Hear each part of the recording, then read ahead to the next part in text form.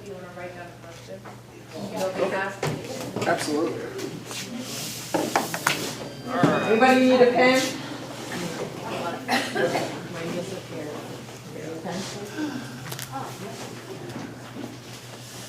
Okay. So, good evening, everybody. So, I know and recognize several faces in here. I've done this presentation several years now. It's typically the annual occurrence after the budget is proposed to City Council. City Manager's proposed budget goes to City Council. A few weeks later, I'll come attend and typically provide the same budget presentation to this group. So I would like to acknowledge I have a staff member here with me tonight, Katie James. So she's one of two of my administrators and the CIP coordinator, and really critical part of the department, and she does a lot for the city. And then with her tonight is her husband Thomas. So he came to join attendance. So y'all recruit him hard. He might end up being an active member. So anyways, with no further ado, I'll jump into the budget presentation. So the first slide here is just a high-level overview of the proposed city manager's operating budget. So several of you all know it's a pretty much a year-long process to develop the operating budget, and a lot of work goes into it. This is a one slide high-level overview of some of the things I'll be talking about a little bit later on. Overall budget growth is about 6.8%. And that might sound like a lot of year-over-year growth, and a large part of that is driven by the growth in the revenues that we're seeing. So basically, at the beginning of the pandemic, we made some pretty significant reductions in baseline revenues anticipating the pandemic. And so we've slowly been growing our way out of our estimated revenues, and the economy's rebounded much quicker than we were anticipating. So based on the current year budgeted growth to where we're seeing revenues go, that's a large part of that driver, and I'll jump into more detail of that in a little bit later. Overall, FTE count, or full-time equivalent positions within the city, the proposed budget includes a net increase of about 110. That's split between city and schools. So schools growing by 58.48 net FTEs, and the city's about 52. Speak to those more in a minute, but basically roughly half of those, or more than half of those, are associated with some public safety initiatives. High-level look at expenditures. So the proposed budget does include, it provides the ability to maintain the existing services without making reductions in those. As last year, and with some uncertainty still, especially out there related to the inflationary increases and what's impacting everybody as well as city services, the budget's been positioned to provide flexibility for City Council to make adjustments throughout the year if they so choose so, to avoid negatively impacting baseline services. And again, quick look at the revenues. A lot of the revenue growth is a result of the organic growth in the revenues. There are a few tax increases proposed in the operating budget, primarily related to new initiatives such as the flood protection program, and I'll get to that in a little bit, as well as some fee adjustments in the planning department. And that last bullet point there, the FY23 proposed budget is predicated on the fair market value assessment and valuation going on with personal property vehicles. Several might recall several weeks ago that City Council took the initiative and they established, fair market value of assessed vehicles for personal property, and without that, it would have resulted in basically additional $38 million in revenue being collected in the current year that wasn't anticipated when we established the estimated revenues in the budget. And to bring that back to an assessment, basically the overall vehicle assessments are going to grow by roughly 40%. And that's pretty much as a result of chip shortage, vehicle shortages, supply chain issues has put a big demand on used vehicles. And as a result, individuals in the market, people are paying more for those vehicles. And it's just really overstating the value of those vehicles, which should be depreciating assets, not appreciating. So this is just, I pretty much jumped into that, but some fiscal relief initiatives to date. City Council's certainly been aware of the needs of residents and citizens throughout since the beginning of the pandemic. fiscal initiative or fiscal relief initiatives to date total $144 million.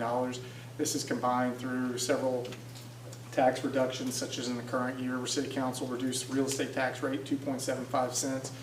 And some of that funding was available and provided through the American Rescue Plan Act, ARPA, and then the CARES Act initiative. City Council was able to redirect that towards certain initiatives.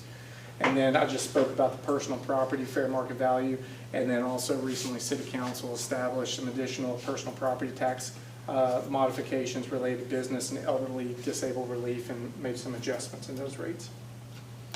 So this is just a slide talking about some demands for services and try to give a little bit of background on the history of some of those timelines I was talking about. So in FY21, as I said earlier, it was in March, and I was presenting the budget, and 1 week before I was presenting the budget in I guess 2020, they had canceled the NCAA tournament, they canceled the NBA season, and I knew this thing's very real and this budget's dead on arrival. And so from the point in time that it was proposed to what was adopted, we cut $67 million out of that proposed budget, anticipating a reduction in revenue as a result of the pandemic and shutting down basically the economy, and cut about 187 FTEs from the original proposed budget. So in FY22, City Council was able to, in the current year's operating budget, establish some new initiatives that were some top priorities to them, as well as make additional relief efforts. As I noted earlier, they reduced the real estate tax rate by 2.75 cents. Throughout the year, though, a lot of y'all might have heard or read in the newspaper or seen the pilot about some service impact deliveries in areas such as OST, or out of school time. It's a out of school time program that our Parks and Rec delivers to provide child care services for working parents, everything after school. The children can go there and receive child care services. As a result, and I'm sure any business owner, anybody in the market right now will know that it's a very difficult time attracting and retaining help.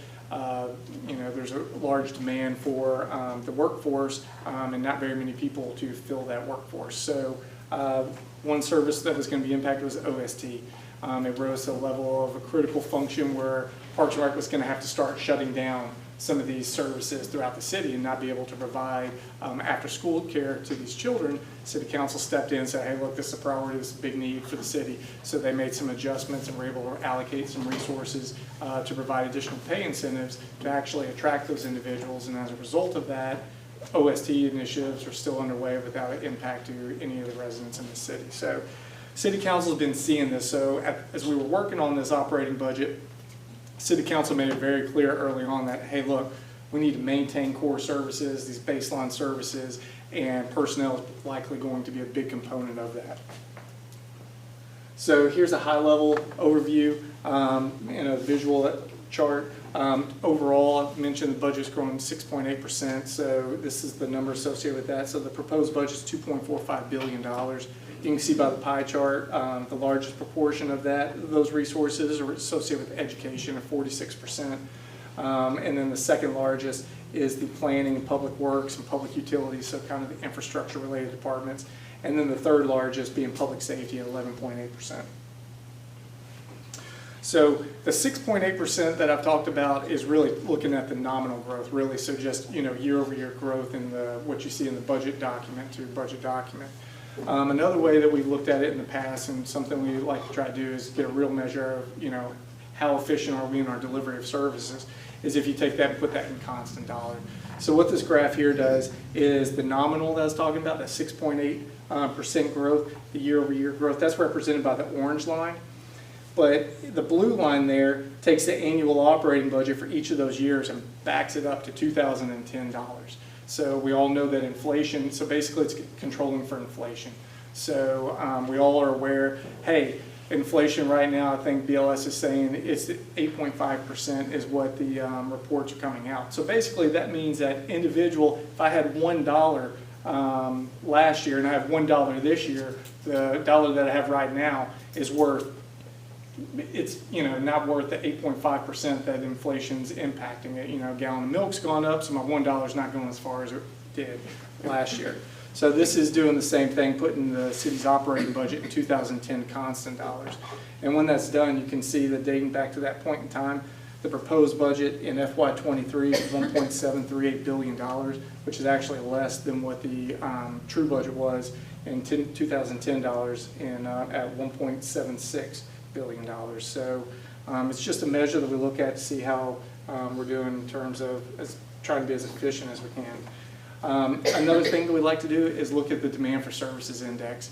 So what this is doing is taking several baseline core city services, such as public safety calls for services, Commonwealth attorney cases that are prosecuted, and all those, and it's putting them on an index scale. And so as that grows over time, the index goes up. If it declines, then it goes down. So you can see that this visual here really shows, tells the story dating back 2010, with demand for services growing over that period of time, with the exception of 2020 when everything was shut down with the pandemic, right? Police receiving fewer calls for service because not as many people were out on the street. EMS calls for services were going down because people weren't going to the hospital as much because everybody was isolating. And then you can see in calendar year 21, as things began opening back up, you can see that that demand for services has gone back up as the calls began to come back in and everything. So over that period of time, demand for services has increased by about 16.8%. So getting in a little bit more granular level, so some of the baseline services that I've titled this one at the top, kind of keeping the lights on. So these are kind of some of the core things that need to be maintained. So one of the things that the city is a part of is the VRS, Virginia Retirement System. So it's the statewide pension system that's managed by the state, and any locality that's in it, what they do is they basically establish, the VRS establishes a rate for the locality, and then the locality pays into that. And the VRS manages their portfolio investments, the return on the investments, and what they manage their long-term liability and pension liability. And so it gets reset every 2 years. So based on the VRS rate that we were provided in the current year, to take place in FY23, that resulted in about a $6 million increase in the baseline cost for the city. The second bullet there is a fuel, energy, and inflation reserve. So this is a reserve for contingencies that's set aside. We know that inflation's real. We know that fuel costs are at a higher level than what they were a year ago at this point in time. The city received notification that its energy cost was going to go up by about 30% next year. And that kind of came a little bit later in the budget process. That translates to about $3 million for the general fund. And then if fuel were to maintain its current path, being about $4 per gallon, that would translate into a city needing about an extra $2 million to continue to purchase fuel next year at the same level that it purchased current year fuel for maintaining services like police calls, trash collection, things of that nature. And then that last bullet point is just talking about some of the other baseline needs that were, I was talking earlier about it maintains baseline services. Well, that Parks and Rec example I gave for the OST time or out of school time, well, that translated into an adjustment needed for the pay for those individuals to maintain them and keep the services provided. Well, that's in the current year, but there's a need to annualize that cost. So as opposed to increasing OST fees and the impact on those for potentially less services, the decision was made to allocate general fund resources over there to make that whole as opposed to increasing that individual fee. And look, I'm sorry. I'll speed up because I know everybody's That's okay. I know everybody. I'm talking fast. She's saying no, not faster. Okay, I'll breathe more. How about that? All right. In looking at the city's workforce, that too is what I consider a need to kind of maintain core services, keep the lights on, if you will. So the example I gave earlier, yet again, the OST time. Well, the real driving factor of that shutting down was staffing needs and shortages. So as I noted, City Council made that a top priority going into the budget process. The FY23 budget maintains existing policies put in place by Council. So for example, Some of you that have been attending council meetings might be aware of the public safety, longevity, and educational incentives city council put in place for like police, sheriff, fire, EMS. The 23 budget continues that initiative as well. In looking at health insurance costs, the proposed budget is not proposing an increased cost in employees' health care premiums. And in terms of compensation, there was quite a bit of unknown and uncertainty at City Council's retreat in terms of the direction that they would like to go with compensation. So set aside in the proposed budget is a $32.8 million compensation reserve. This can be used in slice and dice however City Council sees fit, best determines how to allocate those resources, whether it all goes towards compensation or towards another initiative. City Council can make that decision. This could be used towards public safety step plan or any of those other initiatives that are the talking points right now, and what City Council is hearing from not only the public safety departments but the residents. Some public safety initiatives that are receiving additional resources to maintain those services. Probably the largest one is EMS. The city's long benefited from having primarily a volunteer EMS delivery or ambulance services and medical transportation services. However, the pandemic has resulted in a lower turnout of volunteerism. So they're struggling to fill and maintain the number of volunteers that they had pre-pandemic, which is really putting the call time, response time of a core service, a critical service. Seconds save lives, right, in this industry, in that field. So the proposed budget is recommending and putting forth the proposal to increase EMS's operating budget by 23 FTEs. So this will provide professional paramedics as well as EMTs to their baseline operations, allowing the volunteers to kind of regroup. It's not that the city's shifting away from working with the volunteer rescue squads. It's just that this is to fill that gap and that void, and then whenever the numbers get back up, it will be even more enhanced and greater level of service. With the police department, last year, about this point in time, there were several police department initiatives City Council put forward as a result of some of the events that occurred at the oceanfront. A lot of those were technological investments such as ShotSpotter, some of these other databases and tech systems that the police department had requested and said would help them. Our police chief's a very tough negotiator, let me tell you. In these budget meetings, he looked across, if y'all know Chief Newdigate and y'all have met him before, he has his glasses and he lowered them. And I put a question to him, I said, Chief, I need you to explain to me what's the importance of this, what return on investment are we going to get from this if we invest in this? And he just lowered his glasses and he looked at me and he said, it'll catch bad guys. And I said, good point, fair point, okay? How do you go back at that? So the police department, they are receiving some annualized costs and plus ups associated with that. And another critical thing I'll talk about is mental health services, and that'll come in another slide. Quickly, the fire department's receiving 3 additional FTEs, safety technicians, to assist the battalion chiefs in their calls and delivery of those calls. And the Commonwealth attorneys receiving 2 additional FTEs associated with the expansion of the body-worn camera. That was, again, another initiative that came to light last year where they would like for all police departments to have body-worn camera.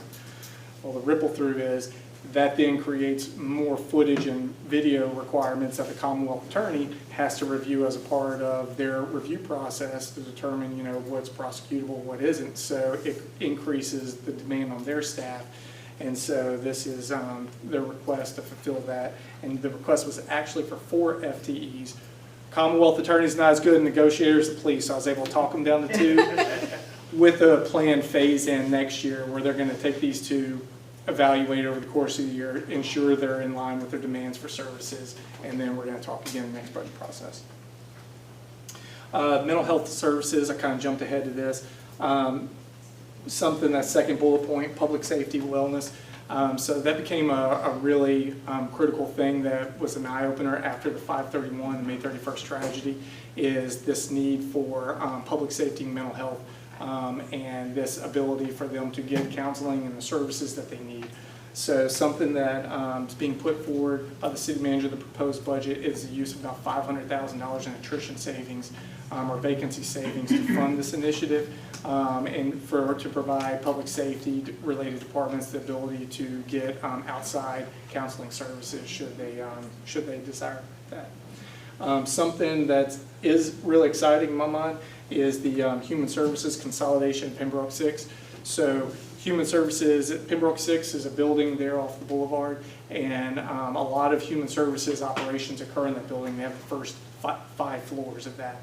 And with the expansion of their services to the 6th floor, it's going to allow more of a one-stop shop for individuals in need. So before, what they used to experience were individuals, they would then come there, they'd get care, and they'd say, okay, well, you need to go over here to this for mental services over here, and they would send them to different points where the Human Services was spread out across the city.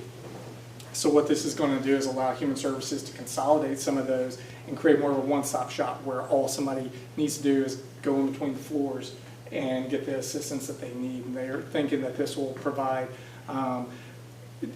the gap that they were seeing where some people just weren't going and following up just because limitation of transportation needs or whatever it is. So this is really an exciting initiative, I feel like. And the good thing about this one is it's a one-time investment from the general fund of a build-out of the lease space in the floor, and then through Medicaid reimbursements of the services they're going to be delivering in future years, it'll cover the annual lease costs associated with this. So it truly is just a one-time investment to build it out, and it should be pretty self-sustaining. Schools, that big 46% of the operating budget I was talking about earlier. So a little bit more granular level look at schools.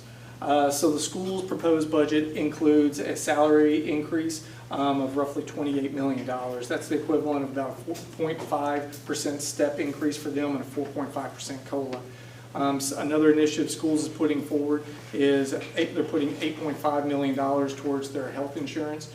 So what they're looking to do is reduce their employee premiums through the use of that.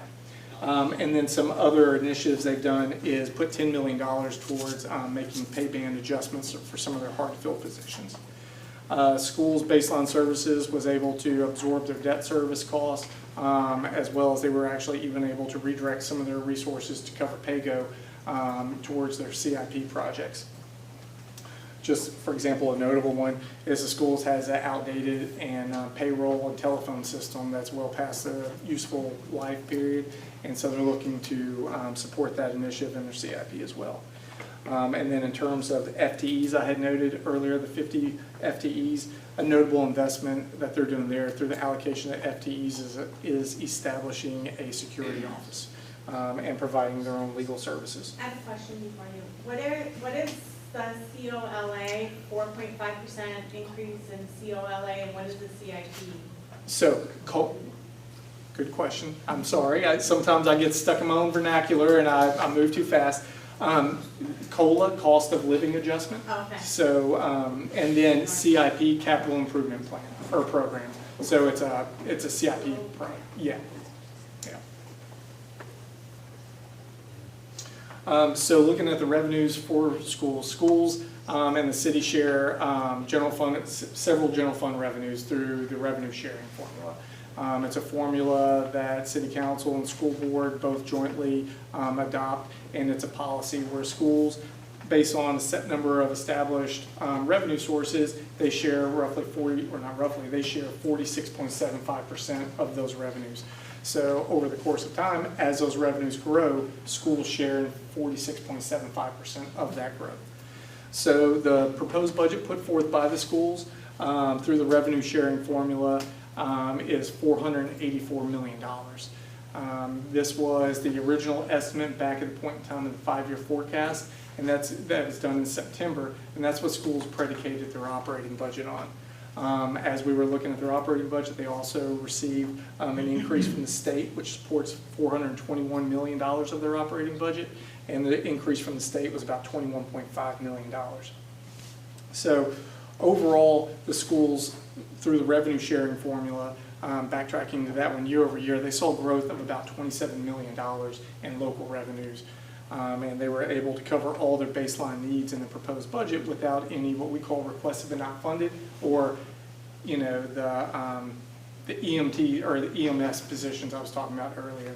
If the city manager had said no, or the resources weren't available, that would have gone to a unfunded need that was requested, but the resources just weren't there to cover it. The schools did not identify any of those in the proposed budget, so their baseline needs were met from the best that we can tell. So I'd mentioned that was predicated on a revenue estimate that was done in September. Based on throughout the course of the operating budget process, we still weren't certain what revenues we're doing. We do a mid-year review typically in January.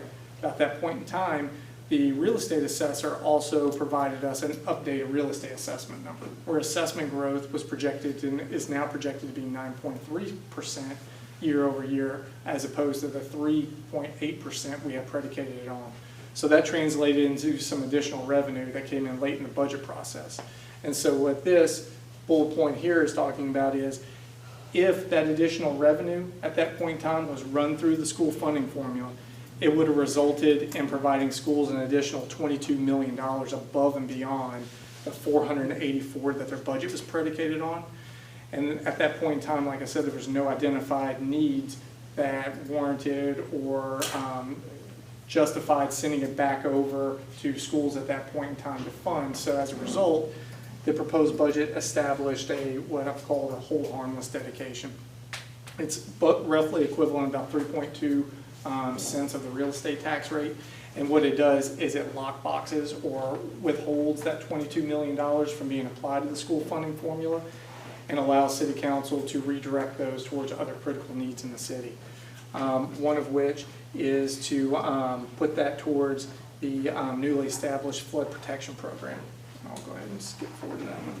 So the flood protection program, this is a newly established fund in the operating budget, and the intention of this fund is to act as a lockbox of real estate revenue, so that way it can sustainably support the debt service associated with future issuances related to the flood protection program bond referendum amount of $567 million. So based on the revised per penny, the need for that fund is the equivalent of a 4.1 cent real estate tax dedication. That translates to about $28 million.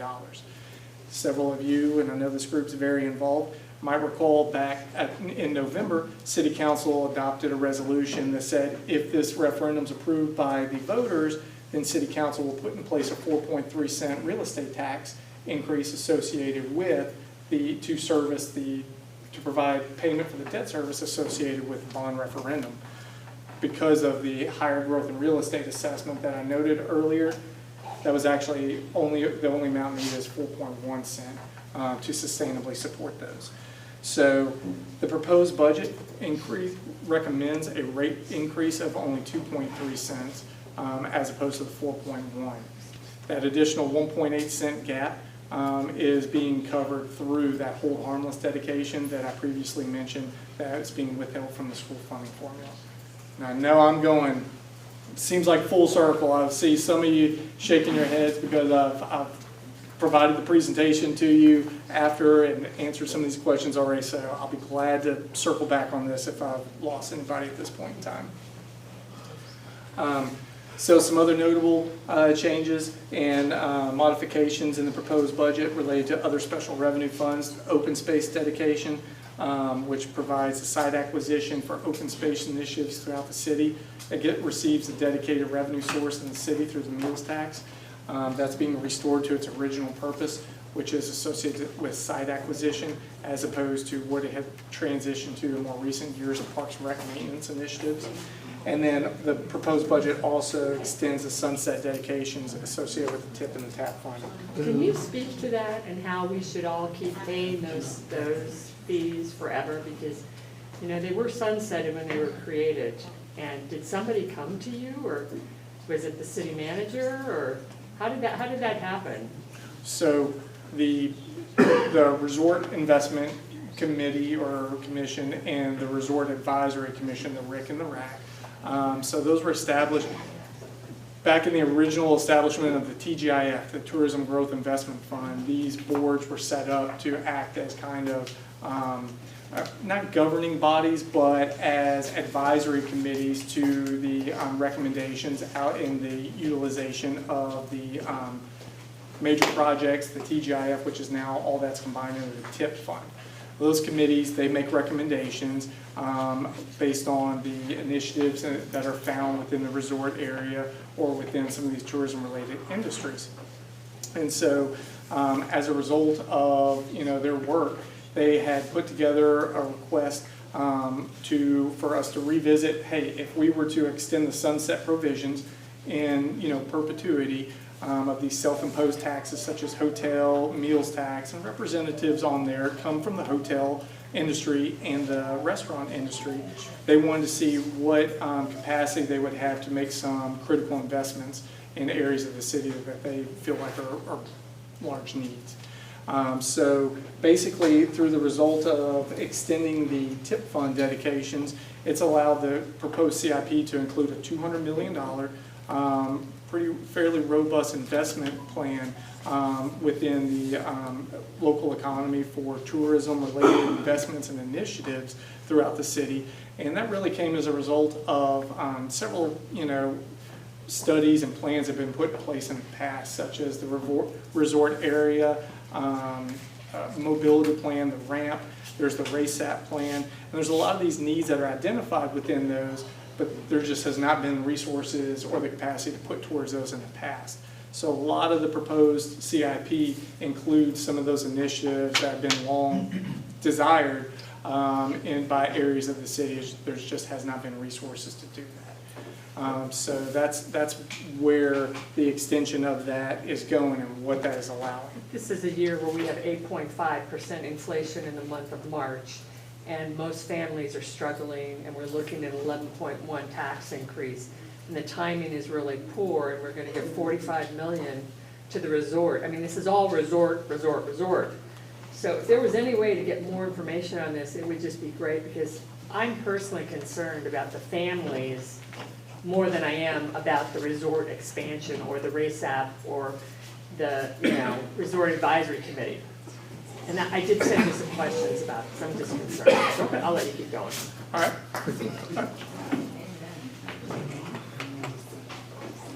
Just a quick question about the tip. You keep calling it a hotel tax, and Sandbridge is all short-term rentals. They also pay the same hotel tax that goes to the oceanfront.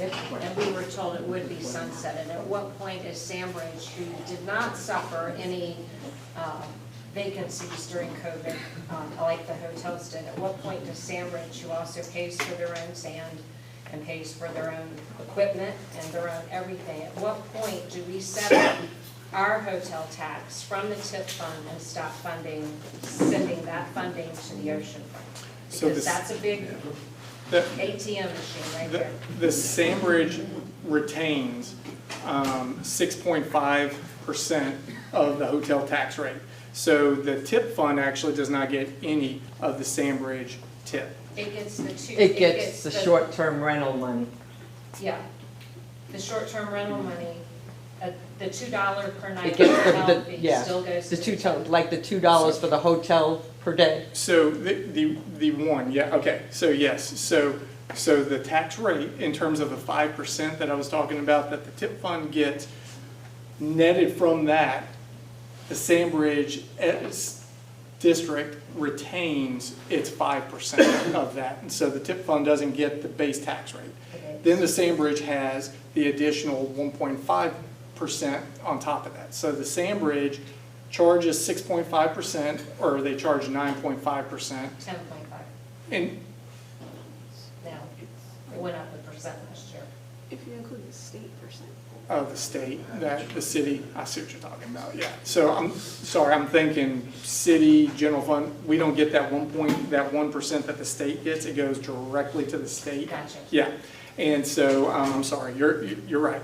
But of the local amount, the hotel taxes generated within the Sandbridge barrier, that district, it retains 6.5% of that total tax rate. But the $1 per room night that is charged There's a $2 per room night that's charged. Sandbridge retains $1 that's generated within the Sandbridge district. For the sand.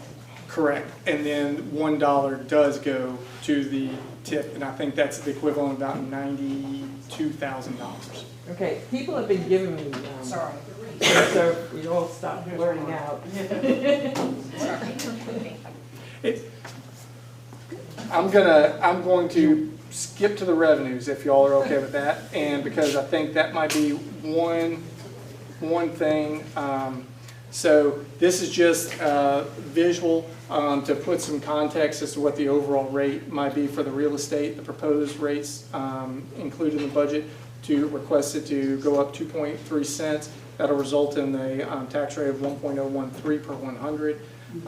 So the other notable adjustments, I mentioned fee increases earlier within the planning department, which is a proposal to increase some permits and inspection fees associated with some needs within the planning department as a result of building code changes and the need to provide same-day services and turnaround on those.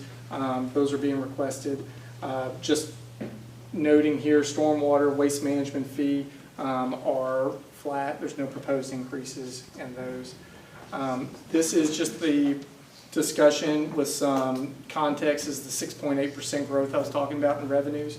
So some of the more notable ones, there's boxes around them. So the third one down, you can see general sales year over year is growing about 28.9%, with the restaurant growing 43%, amusement 61%, and the hotel 45%. So again, the reason for those rebound, or the reason for that seemingly high level of growth is because in the proposed budget in 22, we still weren't certain how quick the economy was recovering or what was going on with the revenues, and we were too conservative in our revenue estimates. We didn't see, everything recovering as quickly as it has. So whenever you take that snapshot in time with what we're seeing, it represents significant growth budget to budget in several of those. Okay, are you ready for questions or you got more? This is context. This is actually, I just don't want anybody to think that I'm shying away from any of this, is because including the proposed budget each year, one of the things we do is we try to do an annual tax calculation of the impact on the typical Virginia Beach family. And this is a visual year over year. So what we're anticipating based on our assumptions is a growth of about $374 per year last year, our current year to FY23. And large portion of that, or the majority of that's associated with the 2.3 cent real estate tax. With all that in mind, even with the proposed, Virginia Beach is still the lowest or tied for the lowest in the region in terms of taxes. And the only thing, context, because this group's vocal, April 20th is the public hearing at the convention center at 6 p.m. To where people can come talk to City Council about the proposed budget that I just talked with y'all. And then there's another public hearing that'll be taking place on April 26th at City Council chambers. So with that being said, Okay, some of these questions you'll probably go through really quickly, okay? Can you go back to the hold harmless? Somebody wants you to explain that again for them. I knew that one. Okay. All right. So this one or this one? For the revenue share formula, at what dollar figure does the revenue share stop and fund city initiatives other than schools? Okay. So it's a formula that's reevaluated once every 3 years. Until it's being reevaluated, the 46.75% that I was talking about will be the share that schools will get of those revenues and the growth in those revenues, unless City Council makes a decision, a determination to, if you will, put a lockbox around some revenue sources and dedicate those. And by doing that, they then withhold that from being shared with schools in its entirety. So City Council does have that flexibility. For example, they did it last year during the reconciliation process to support some of these public safety initiatives and provide an 8.5% increase to the police officers. They dedicated 1 cent of the real estate tax rate for that initiative. And in doing so, that withheld that funding, based on the current policy from the school funding formula and retained that within the general fund to support that initiative. Does that answer? Does that answer your question? Yep. Okay. Will police and deputy sheriffs all wear body cameras, or is it just police? So right now, it is just police. I believe there has been discussion about the possibility of expanding that initiative and that program to the correctional facility for sheriff deputies, but no investment or resources have been put towards that. And again, I would certainly need to have a roundtable powwow with all the players, IT, and Commonwealth Attorney to see what the impact on their services would be. But all the police will have body cameras, Yes. and will they be turned on at all times when they're on duty? This is a very useful thing. I don't think at all times when they're on duty, but I believe my last understanding was they were looking for at the technology of if they drew a weapon, or then it would activate. I think there was a little issue that they were having trying to get that to be consistent in the footage actually activating, as opposed to somebody knowingly flipping the switch and turning it on. But in addition to the body-worn cameras, and it might be intermittent when they engage, but they've also expanded it to be inclusive of their vehicles. So now they're actually retaining some of the video footage from the vehicles, and the Commonwealth Attorney is acting as the repository of all that and getting downloads from all that. And there's enough money for every cops to have one of these things? That is my understanding, yes. That's great. Okay. What amount of the proposed tax increase is for flooding? So the proposed tax increase of 2.3 cents, 100% of that is for flooding. So within the flood protection, that fund I was talking about, the bond referendum fund, 4.1 cents total, 2.3 of the tax increase is going into that, and 1.8 cents is being redirected from the general fund, or the organic growth of the general fund and the real estate tax, and being directed over there. Were there any discrepancies in the last budget? If so, what were they? Do you get audited every year? So we get audited in terms of the city's overall financial. It's typically part of the CAFR, but what they do as a part of that CAFR is they look at the budget that is put in place. So that's certainly something that they're doing.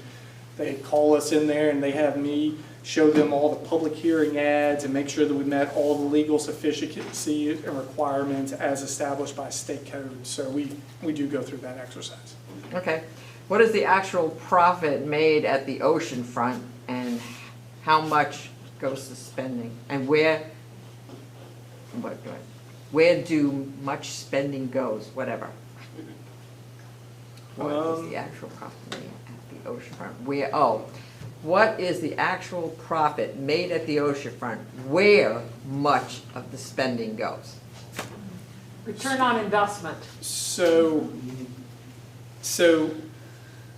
try not to get too granular in this, because it's a difficult thing to quantify. They don't separate it by area. That's the challenge. And when we gather, people pay, like if someone's here and they're using their credit card, that credit card information, the zip code associated with that doesn't translate throughout to then get tracked to whenever tax revenues generated by the city, we know how much is generated from where. It's a really tricky thing to try to say this much came from this area. We actually are working on something for a grant. Commissioner of Revenue is working on it. Yeah, well, the Commissioner of Revenue is working on it to help us identify something. So I believe Public Works Transportation is looking to apply for a grant, and a part of the grant qualifying factors is related to, is it economic initiatives or economic activity or something. And so they're seeing if they can get good qualifying data to use to give them extra points in the scoring system of that to qualify for this grant. So, but I don't have it. Commissioner, Okay. yeah, it's apparently hard. It's very hard. It's very hard to get. Yeah. Well, maybe we should make that area there a special service district. An SSD. Yes. Okay, the General Assembly passed a law that allows localities to charge less than the inflated fair market value on car tax. Will Virginia Beach take advantage of the ability to assess vehicles less than the fair market value? Yes. So, Yes. that one there, and so in the current year was $38 million.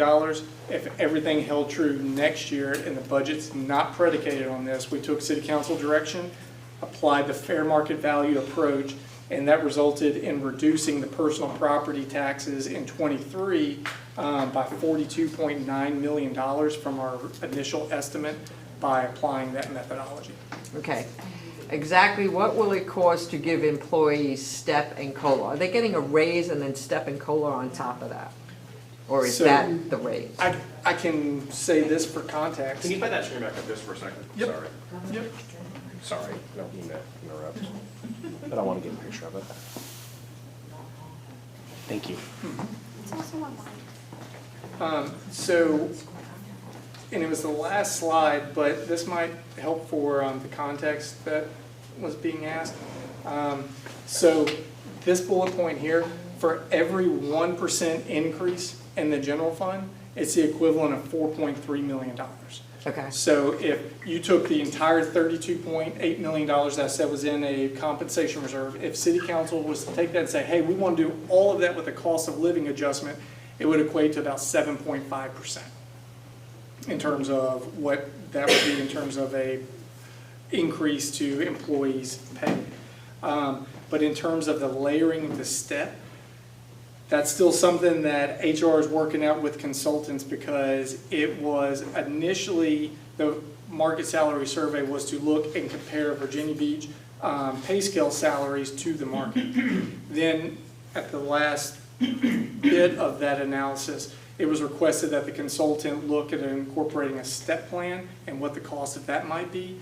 There's been multiple things, but in terms of the order of how that would be applied, I'm not certain what the overall cost is going to be of a step plan for just public safety versus public safety and the rest of the workforce. It's still very much a working thing that I believe is going to be presented. And That was the 32 million on the side there? the 32 million is, yes, is a set aside that city council could allocate for that or whatever purpose they would like. So that doesn't include the raise in it? A raise has not been put forward as by the city manager saying, hey, we want to do the step, we want to implement the market, and we want to give a 2% COLA or anything. It's So- kind, Yeah, the 32 million includes the raise and step or COLA or whatever? it would Oh, cover okay. it, slice and dice however council wants to Oh, do it, okay. yes, sorry. So, didn't know if it was separate or not. Can I ask a question, because I'm wondering, do you do some kind of formula where you look at increase of, because basic teachers, police, whatever, that's all government jobs. Do you do a comparison to that, to how much the inflation, because the cost of living is gonna go here, but the cost here, they get more, but we're also, the private sector is also paying more, but they're not getting cost of living raises. Is there some kind of a balance? So, Sorry. so, I'm trying to, so, in terms of doing a comparison to what the private sector and the market is doing, historically, it has not been any level of data or analysis because the data is not readily available. We don't know what all the business is, what the private sector is doing out there, one employer. So the closest peek behind the curtain we've had in a long time is Centera, right? Because Centera is struggling, so Centera blasted it out there in the pilot as to what they're doing by, hey, we're gonna give this market adjustment 5%, but that's not always readily available for us to do a comparison. In the past, it's typically compensation adjustments have been to this level of whatever the city can afford after maintaining the other stuff. Okay, you had a chart there on revenue, because there was next question, what will city collect in property tax and revenue increases? And that is that right there, okay? So these relate, this inflation is caused by our government in DC, how much spending goes to private public spending. So when you have that over there, real estate is assessments is going up 11.97%. Almost 12, and that's. Almost 12, so the revenue neutral rate you said at city council was going to be 0.91 cents. Correct. So this is inclusive of the tax increase, right? So the 2.3% real estate increase is the reason that that's not actually the 9.3%. So assessments are really growing the 9.3%, so that's reflective of revenue, which is inclusive of the tax rate. So the actual tax increase is 11.1% as put in the public hearing statement. So Because of the increase in real estate assessments and the increase in the 2.3 tax. going from the revenue neutral tax rate that's required by code to put out in that public hearing ad, yes, that's the increase. So this person wants to know, so what private-public spending, so the public-private partnerships, I guess that would be economic development, tourism, set-asides for that? Or is there any other set-asides for public-private categories in the budget? No, the only one that I'm familiar with in terms of any type of a rebate or anything that's actually going to be active would be for the City View development in Town Center.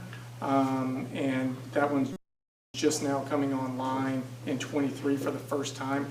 But the only other ones I can think of are like the Atlantic Park project or the Dome Site projects. But those have not fully materialized yet to where anything's in place Right, for payment. you do have set-asides for economic development, right? So the EDIP program, is that maybe what might? So the Economic Development Investment Program, so it's supported through a dedication of cigarette tax, which is then, yes, when an initiative is identified, it's then sent over to the Development Authority for initiatives and grants and opportunities like that, correct?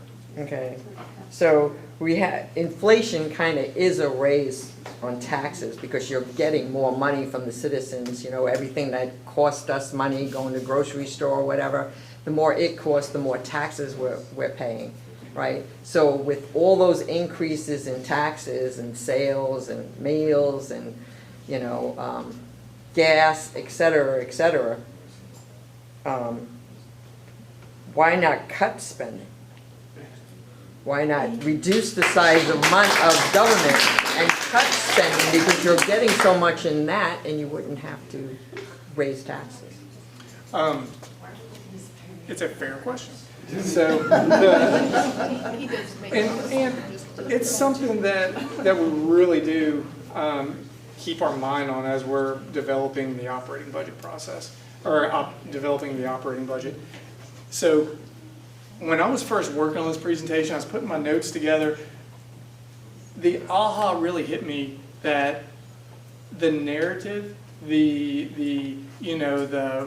investment, hey, yeah, this is an initiative the city's going, this is, where we're putting additional resources, this is what's new, it just kind of hit me that this budget's really just making investments to maintain.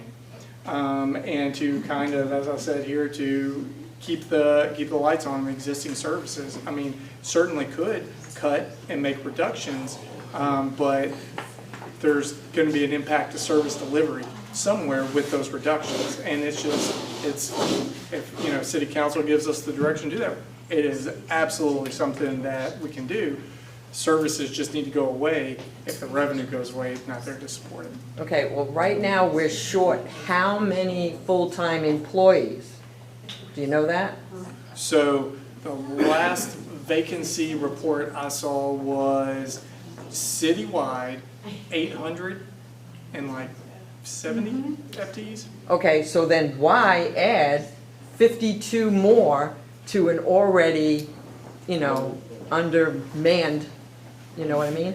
If you don't have 800 people, why add 52 more to it, right? Looks like over here, the Virginia Beach Police Department is reclassifying 17 positions within their department, so they're not adding any more positions, they're just repurposing the positions that they have for things that they need to deliver those services. Why can't the rest of the departments do the same thing? So, this is the EMS, right? They don't have vacancies. They don't have those. So the number one department with vacancies is human services. So something that's kind of difficult and to pluck out of that is human services positions, it is an FTE, but it's also supported 85% by state and federal dollars. So by taking that one FTE and putting it over to another department, the state and federal dollars go away with it, but so does the salary associated with that. So it's not really a true 100% cost savings with that, because it's a loss of revenue. So it's really challenging, but at the same time, it's also the city struggling with the same thing that a lot of businesses and companies are out there. Just being able to fill the positions. It doesn't mean that the positions aren't needed. No. It's a challenge. Try filling the ones that you already have Right. vacant instead of adding It's a more. challenge, and it's very much something that this city is trying to do. And boy, I'm not complaining, but one of the things that I still don't know how we did it, we're a department of 13 FTEs, and I have 7 of them filled right now. And so basically we were pretty close to 50% staffing this budget process. And I can tell you, if we continue to do budget processes like this, I would not have staff because of the burnout that would occur. It's just, just because they're vacant and having a hard time filling them does not mean that they are not Can I needed. ask a question on that? Is that new, are any of those new positions that were added, or are they positions that were? These ones are new. I mean, the 3 FTDs, Right. the And fire then the department, fire, 3 and then there, the 2 for the for the attorney. But it's 20 EMTs that were volunteers that they now want to make city positions. Because they can't get volunteers. Right, so people have So stopped They volunteering need as to put much. the incentive to, okay, well, we need to pay you to do this job, correct? But if council if council gives you money for 52. Hey, everybody not FTEs, talk at one time. If council gives you money for 52 FTEs and you're only able to fill half of those, what do you do with all that, with the other half of that money that council gave you? That's at the end of the year surplus, $81 million for city, and was it 54 for the schools? So, Virginia, so balancing the budget, and I skipped over this, we are recognizing that, so to support all of the other things I was talking about, the budget's relying on $8 million of attrition savings. So it's acknowledging that, yes, there are gonna be some of these vacancies out there, repurposing some of that to support the operating costs throughout the year. The residual, so within the general fund, I think the 5-year average in vacancy savings is typically about $30 million a year. So this $8 million is balancing next year's operating budget. The programmed amount in the 24 CIP to support such as coastal projects and some of these other projects that, are in the CIP that we won't put cash towards. You don't want debt finance sand replenishment, for example, it's just gonna wash away, right? But, so we put PAYGO and fund balance in that. So if you look at the 24 CIP, it's programmed with $22 million of general fund balance to support that. So between that $22 million and the $8 million here, it's $30 million that we're anticipating, and that provides us that. So it's not that, it's just sitting out there accumulating, not we're trying to manage those resources, but it just, Okay, want to know about the daycare expenses. Are we paying for that or are people that use it paying for that? a combination of both. So there is a cost associated with if your child attends the OSD initiative or program at a Parks and Rec center. There is a fee associated with that. I think it's like $200 a week. Is that what it is? Yeah, like $250 a week. So that's the fee associated with it. That's what is in the current year. That does not cover the cost associated with what they needed to pay individuals to fill the positions. So it's supplemental. Yes, so this general fund was a supplemental plus up to, correct. Okay, so how much does the city spend on charitable organizations? Do you believe that's under the non-departmental? Yes, $3 million. 3 million, okay, about $3 million. Yeah, it was like $3.5 million last year. How much of the taxpayer money is being spent on homeowners' solar panels? I don't think you spend any money on them. Do you do rebates for solar panels? I think that's the federal government. So there's a reduced tax rate Oh, a reduced tax rate, okay. associated with it, and it's energy efficient buildings, it's in the budget ordinance, and I think the tax rate for that's like 80, It's like 88 cents, but does 88. it cover solar panels? I think Is that for residential or just businesses? it's all real estate, and so that is, and Katie asked me a good question, she said, yeah, but is that applicable to just solar panels? I'm not, I got to think about the qualification of the, I can look if you're not asking a question. okay. All right, Katie's gonna look, She's gonna research that while we go on. yeah. Okay. Insulated siding and some insulated siding. You think it goes under the same thing, that's what he's trying to look up. What is the homeless prevention and diversion program? What is being prevented? What is being diverted? How much does this cost? So that was part of a slide back here. And, if I can find it, nobody gets sick, sorry. I know I'm going through this quick. Yeah. So it's probably this bullet point here. So pre-pandemic, what happened is the housing department had to scale back on services because we were cutting things. So they cut $82,000 for that service in FY20.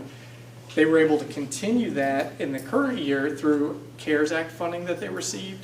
And so what the FY23 operating budget is looking to do is CARES Act funding is now gone, restore that $82,000. And so what that's going to do is provide outreach initiatives, identification, resources towards getting the individuals who are identified as homeless, some additional incentives to try to get them, and whatever the condition is, mental health initiatives, whatever it is, what their identified needs are, and get them some additional assistance. Okay, well, these two questions, I believe, have to do with schools. I mean, there's, you don't do any equity training in the city, right?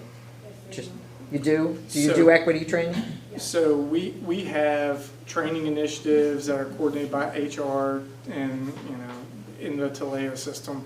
In terms of the equity training, I'm not familiar with it being a mandatory, or is it part as new employee orientation? Okay. Okay, so they want to know how much is that, how much does the literature cost? How much you were spending on it, do you know? I'm not. Okay. How is the 45 million, can you find out? Okay. How is the 45 million for resort site acquisition in the CIP keeping the city running? So the $45 million that's being funded by the TIP for the site acquisition. City council, all right, I think of one example recently off the top of my head. So it was identified that city council wanted to purchase a parcel of land at the corner of Birdneck and 17th Street for a future BMP initiative. BMP is? BMP, best management practices related to stormwater, flood, correct. Yes, water retention pond. And so the opportunity came up for city council. This individual don't want to do eminent domain stuff, so it became available, city council wanted to act and move on it. But there was no appropriation in place for city council to secure that and to make that site acquisition property. So it was the exercise of going through, getting the appropriations, finding the fund to put it in place. So city council, several made the comment at that point in time, well, we really need flexibility. When the market presents itself and there's an opportunity to do something like this that we otherwise wouldn't have, city council needs the ability to act. So that site acquisition project would in fact do that, provide flexibility for city council at a future point in time to make a site acquisition project should they so choose. Wow, so that wouldn't be covered under all the contingency money? Or how about the total unassigned fund balance, 123 million, it's on page 64. And so it's 9.15%, I think, of the fund balance. So city council has a fund balance policy, and it's, stood at the test of time. City's AAA bond rated. City council has a fund balance policy to maintain adequate cash, unassigned fund balance, equivalent to 8 to 12% of the following year's revenues. So They couldn't use that? So for the one-time use, so I think a hit of, what's 5 million on that? 0.5%? Or so 5 million hit is 0.5% on that. So it's only about $10 million till it's inching down to the area that would be below that threshold. So they certainly could, if city council would like to do that. But there's just things like that that are being monitored and monitored by the rating agencies that everybody's just trying to be mindful of and work with our financial consultants. Okay. Have you seen and evaluated Councilman Morse's alternative budget? If so, will it work? Why or why not? So, yes, I have seen it. So there are risks associated with it. And it's certainly, if city council wants to take the risk associated with it, they certainly could. The risk is that it's redirecting about $34 million or $45 million of reversion funding that was provided to schools in January, which is one-time funding, and it's taking it back out of CIP. I don't believe that can actually technically be touched until July 1. And as a result of that, if in between now and then schools were to obligate through contracts and move, and that funding wasn't there, there could be some holes in that.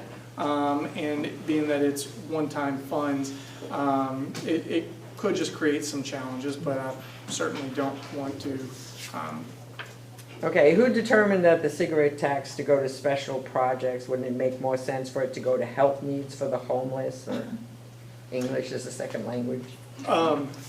So that was done, I believe the cigarette tax that was dedicated towards those initiatives was done back in the early to mid 90s, if not the early 2000s. So it was done a long time ago, and it's just been the dedication within, like I said, the major projects, the TGIF that were combined to create the TIP.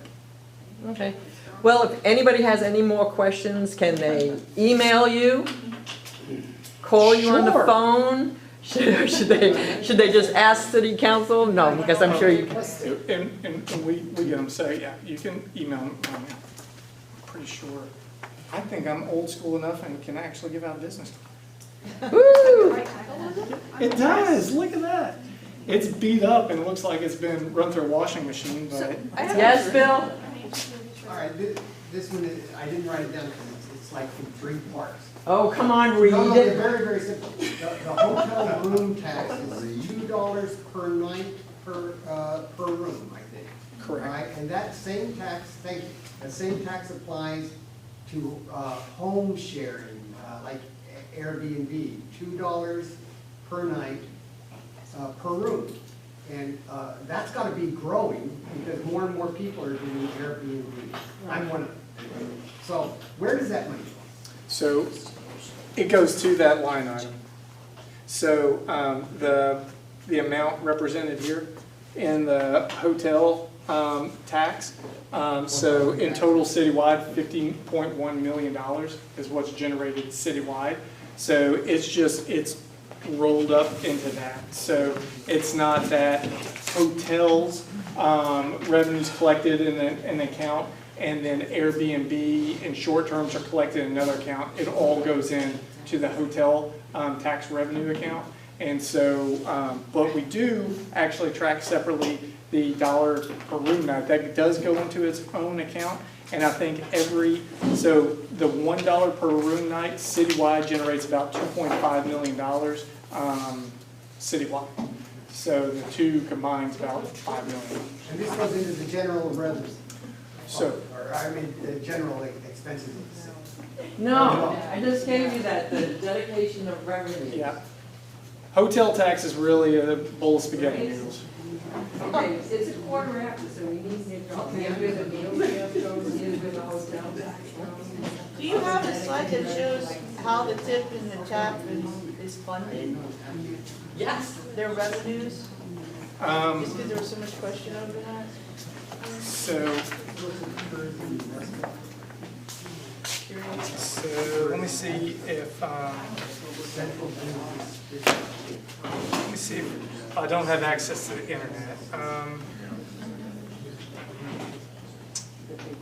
So in the executive summary, there's a, Virginia, I can show you. So in the executive summary, there's a revenue dedication table. Okay. Yeah, I just gave him that page. Okay. Oh, okay. And so,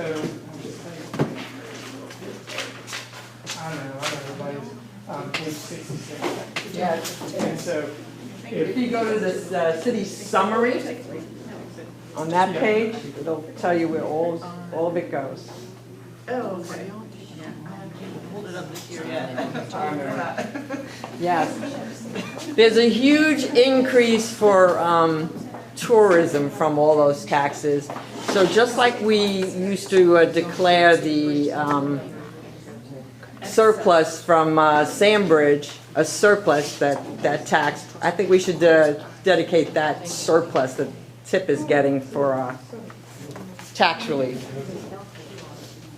That would be up to city council. Absolutely. Okay. I mean, if there was a surplus in any given year, they could certainly give that direction. And because you're right, something that used to happen within the Sandbridge TIP each year was if it didn't cover beach replenishment, it would be declared a surplus, and then it would be split city and schools to go back and support the CIP. Typically, because it'd be fund balance. Okay, so the city council is having their public hearing at the convention center on the 20th Correct. at 6 p.m. Correct. And then on the 26th, they are having the public hearing on the 11.1 cent tax increase, and that's at City Hall at 6 p.m. Everybody be there. The old city hall. The old city hall. The old City Hall, not the new Not the City new. Hall. Because, yeah, we later found that out, that, you know, whenever we had put the public hearing ad out there, we had said the address, and then lo and behold, like a week later, they changed the address on us. I was Changed like, on Friday. it changed on Friday. I was like, okay. All right. So, yeah, the old But city Google hall. doesn't know that yet. Fun fact. Oh, but the answer to the real estate question about Good. energy efficiency Mhm. is it only applies if your residence or whatever exceeds the Virginia Uniform Statewide Building Code by 30%, so probably not. Probably not solar Probably panels. not. Yeah, I just don't know enough about the building code, I'm not a Who would they ask? planning. Planning. Call planning But about that. I could look into it and get back to you. Okay, well, it was somebody else that asked that question. Anyway, thank you so much. Let's have a round of